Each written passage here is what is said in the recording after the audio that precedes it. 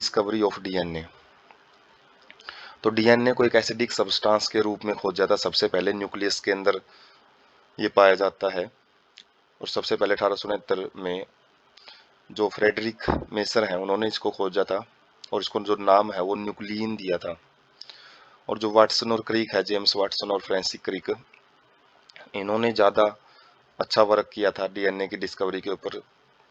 और जो इनको डाटा मिला था जिसकी मदद से इन्होंने आगे अपनी जो थीसिस है वो दी, जो अपनी रिसर्च है वो प्रोवाइड की। तो वो डाटा कहाँ से मिला था इन्होंने, तो दो साइंटिस्ट थे, मैरू विल्किंस और रोजलिंड फ्रैंकलिन। तो इन्होंने एक्सरे डिफ्रैक्शन के बेस पे एक स्ट्रक्चर तैयार किए थे, एक डाटा तैयार किया था डीएनए का, और उसी के बेस पे 1953 के अंदर जो वाटसन और क्रिक ने एक वेरी सिंपल लेकिन बहुत फेमस स्ट्रक्चर दिया। एक डबल हेलिक्स मॉडल है, जो हमने पीछे जो पिक दिए वो डबल हेलिकल मॉडल होता है, वो डीएनए का वाटसन और क्रिक ने ही दिया था।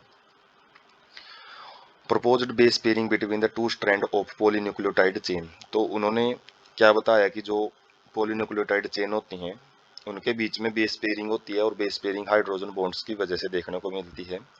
और जो ये ऑब्जर्वेशन थी वो एरविन चारगफ नाम के जो साइंटिस्ट ने अपने रूल दिए थे, चारगफ रूल भी पढ़े जाते हैं, तो उसके बेस पे उन्होंने स्ट्रक्चर को समझाने में मदद की थी।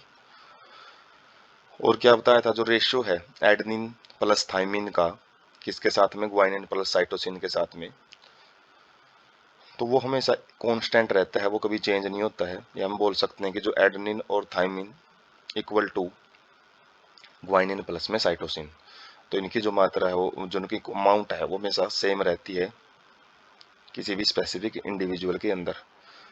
Base pairing confers a very unique property to polynucleotide chain. तो बेस पेयरिंग यदि ये देखने को मिलती है तो ये एक बड़ी ही खास प्रॉपर्टी है जो कॉम्प्लीमेंट्रिटी वो शो करती है, जिसके अंदर जैसे हम रेप्लिकेशन में पढ़ते हैं कि एक, आगे पढ़ेंगे भी, कि यदि एक स्ट्रैंड हमको पता है तो उससे नेक्स्ट स्ट्रैंड है वो पता की जा सकती है।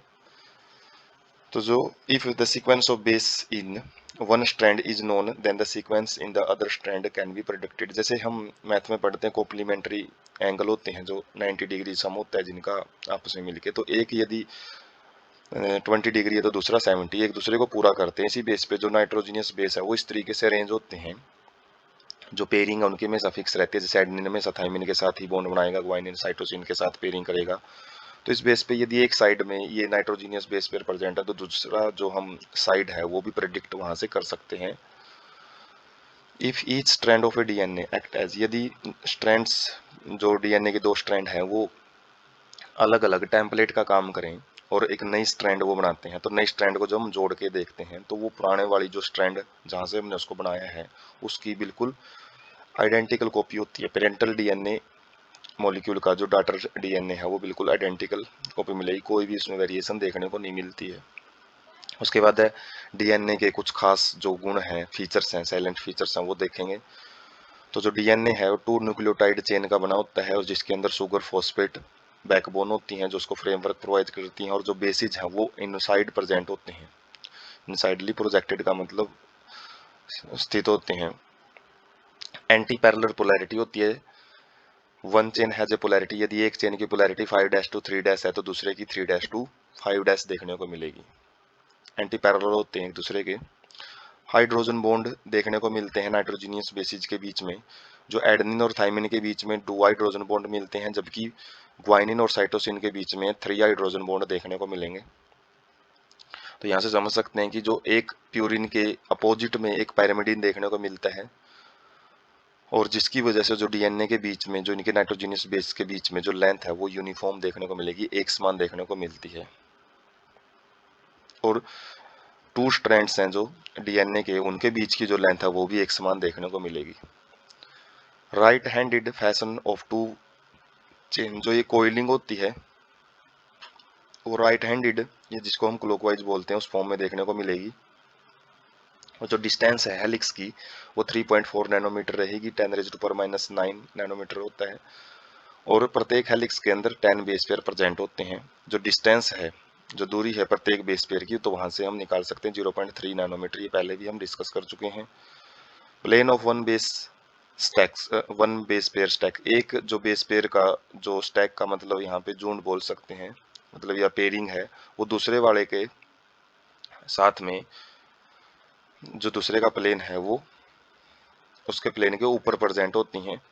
और इस प्रकार का जो अरेंजमेंट है, एक प्लेन दूसरे के ऊपर प्रेजेंट होता है, जैसे एक बेस पेयरिंग है उसके ऊपर दूसरी बेस पेयरिंग है, तो एक पार्टिकुलर अरेंजमेंट देखने को मिलेगा। और साथ में जो हाइड्रोजन बॉन्ड होते हैं नाइट्रोजनियस बेसिस के बीच में, उसी से जो स्ट्रक्चर है वो स्टेबल होती है। डीएनए की जो हेलिकल स्ट्रक्चर है उसको स्टेबल बनाने के लिए दो जो अरेंजमेंट है वो रोल प्ले करते हैं। फ्रांसिस क्रिक ने एक सेंट्रल डोगमा जो प्रोसेस है उसको दिया था। सेंट्रल डोगमा क्या होता है, जो इन्फॉर्मेशन है, जेनेटिक इन्फॉर्मेशन, वो एक जगह से दूसरी जगह जाती है। कहाँ से कहाँ, वो डीएनए से आरएनए में जाएगी और आरएनए से प्रोटीन जो बनेगा, जितना भी हमारे शरीर में जितनी भी स्ट्रक्चर बनती हैं वो डीएनए के पास इन्फॉर्मेशन होती है। तो इस इन्फॉर्मेशन का फ्लो, जैसे डीएनए से आरएनए जाता है तो उसको ट्रांसक्रिप्शन बोलते हैं, और आरएनए से प्रोटीन बनता है तो ट्रांसलेशन कहलाता है। और डीएनए से यदि डीएनए ही बनता है, उसकी कॉपी होती है, तो उसको रेप्लिकेशन बोलते हैं। तो ये जो इन्फॉर्मेशन है उस इसके फ्लो को ही सेंट्रल डोगमा बोला जाता है।